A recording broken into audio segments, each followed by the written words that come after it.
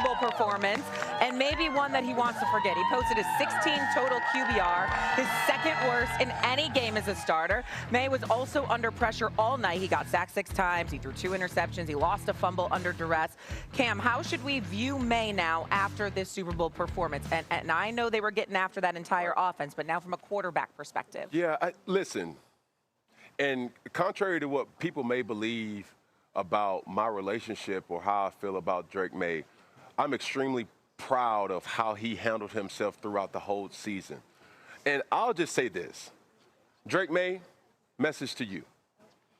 I will allow myself, if I'm you, to feel every emotion of this game. Are you disappointed? You should be. But understand this game wasn't just on what you did. Understand this, that this season was not a failure. You made leaps, strides, and bounds to becoming an MVP candidate. But understand this the most. You do not start here next year. Next year is a new season. Next year is a new chapter. Next year is a new situation. But the goal is still the same, winning the Super Bowl. Allow yourself, once again, to feel every emotion, go through an all season, get prepared, get healthy, and understand that with what we saw this year, it is only the beginning, not the end. Yeah, I mean, honestly, Drake Maye behaved after the game like you're supposed to. He cried. He talked about his coach and the relationship they want to have going forward. He talked about the way that the men in that locker room approach playing the game of football. It wasn't about fame. It wasn't about money. It was about winning. And here's what I want to say to him. I get it. What Cam said is right. You're not entitled to ever get back to this position. Not this team, not Drake Maye as a player. You don't know if you ever reach these heights. Yeah, you got to feel this loss, but you also got to go figure out why it happened. Yeah. You got to figure out how are we better. You have to know that you have a different schedule next year. You have to know that you have the bullseye on your back next year. There is no creeping up for Drake Maye. And there are going to be changes in that locker room. I view Drake Maye like you should view him. I view him as one of the brightest young stars in football. I view him as a young man that understands what this game is about. But he's never been in this position. You've never been in this position where you got your team to a championship and you were absolutely blown out. Yeah. You got your doors blown off. You got embarrassed. How Drake Maye and the New England Patriots rebound from this will tell the story of their legacy, because it's difficult to have this sort of loss on this stage. Well, I'm just going to be a fan of the young fella the rest of his career. And it's based on how he responded to this game. For a second-year quarterback to take ownership and responsibility for the performance that his team displayed, and realize that the gravity of that moment was either he could be in his feelings and be sad about his personal performance. Drake Maye represented the New England Patriots in a great fashion after this game. He talked about his teammates. He talked about he'd go to war with these guys anytime, any day. And I think that's the maturation process. Look, usually most of the time, if you in your second year as a quarterback and you get to the Super Bowl, you're ahead of schedule, right? When teams draft you, they expect at some point for you to reach that level, especially at the position that they took him, but not in year 2. So a lot of credit is deserved by this young man, and based on how he played. Look, it was the Houston Texans defense. I thought they was going to lose that game. All right, when Houston defense showed up, he made enough plays for them to get out of that. He went to Denver on the road in inclement weather and was able to make a play at the end of the game with his legs to seal an opportunity for his team to go to a championship. There's a lot to be proud of. But to Cam and RC's point, all 32 teams play this season for one reason: to win the trophy at the end of the day. And the unfortunate part about when you lose the Super Bowl, in that game, you ended up like the rest of the 30 teams in the league. Fell in line. Basically, nothing to show for it. So, again, you got to retool, you got to rebuild, and I know that Mike Vrabel and this organization won't get comfortable and rest on their laurels based on where they are now.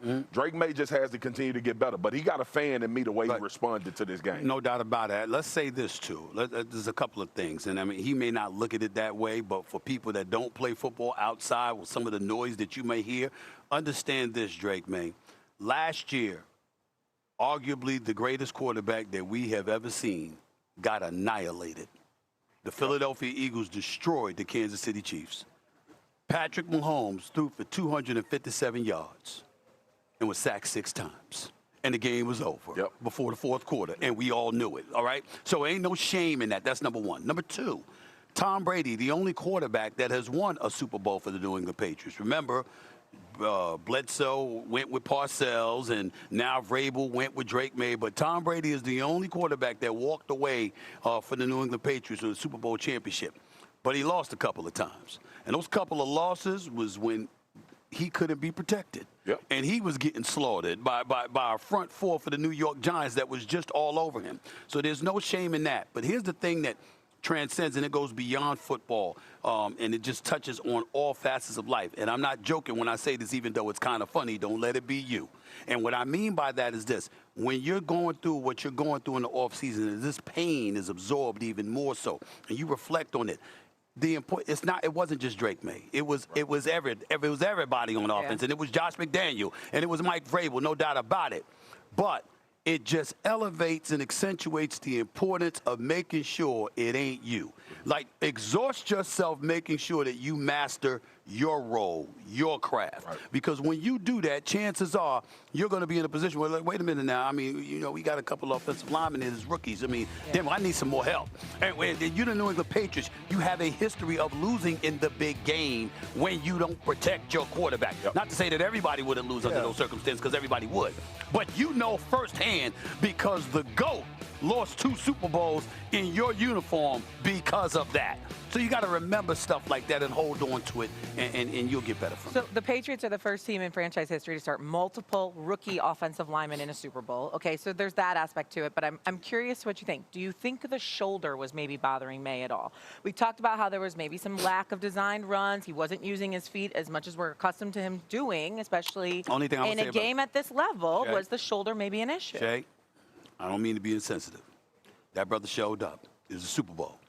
Yep. And he was there in uniform. Ain't nobody trying to hear that. Yeah, rehab. I'm just telling you, ain't nobody trying to hear that. Rehab in the next 5 months. Now, it's a real thing because he had to get a shot in there. Right. Here's the other thing, too.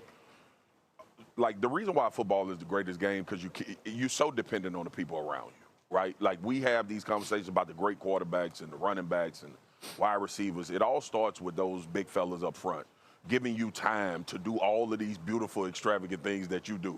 Cam, you speak to that more than anybody playing quarterback. That relationship that's tied between those guys in protection and that quarterback that's touching the football every down is the most important relationship in football. I don't care if you got Randy Moss and T.O. and Jerry Rice on the outside. If the quarterback only got 1.5, 2 seconds to get them the ball, you're going to have problems. So that's one of the things. Drake Maye understood where their deficiencies were, and they showed up in this game.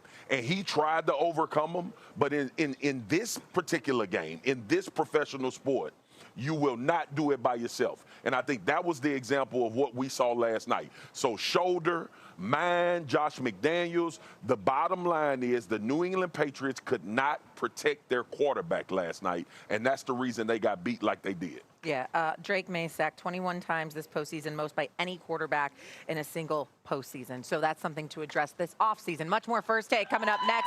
Sam Darnold went from seeing ghosts to hoisting the Lombardi Trophy. What statement did the Seahawks quarterback make last night? And with Drake Maye running for his life in the Super Bowl, how much criticism does the coaching staff deserve for last night's lopsided